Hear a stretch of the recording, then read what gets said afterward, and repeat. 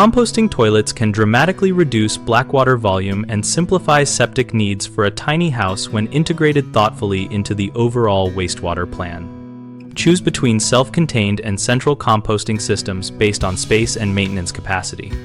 Self-contained units combine composting chamber and toilet in one compact appliance and work well when you can empty compost regularly, while central systems separate the toilet fixture from a larger, shared compost chamber located outside or in a mechanical closet to increase processing time and reduce odor risk.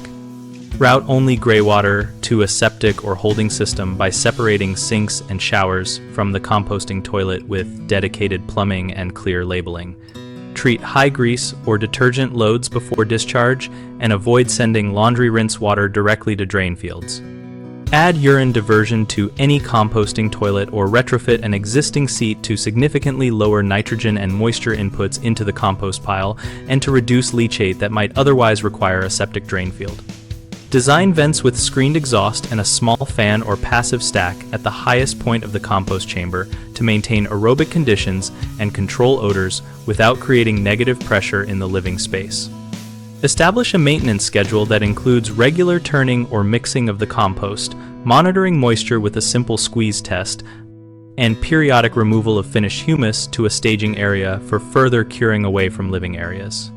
Verify local regulations and building code requirements before installation because some jurisdictions restrict or require permits for composting toilets and separate greywater handling. Common problems include excess moisture causing anaerobic conditions and odor. Prevent this by using dry bulking materials like chopped leaves or coconut coir and by installing reliable urine diversion to lower liquid loads.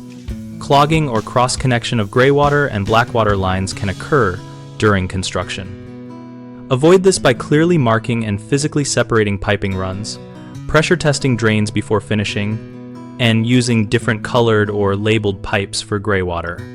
Regulatory noncompliance or fines arise when homeowners assume composting toilets are allowed everywhere. Solve this by consulting local health departments, obtaining any required permits, and documenting system details and maintenance plans for inspectors. BigHomeProjects.com connects our community to contractors and homeowners planning composting, toilet, or septic solutions for tiny houses by listing local pros and project leads. We host a discussion community where we and other members share real-world installation tips, maintenance routines, and code advice to help find appropriate contractors and learn from others.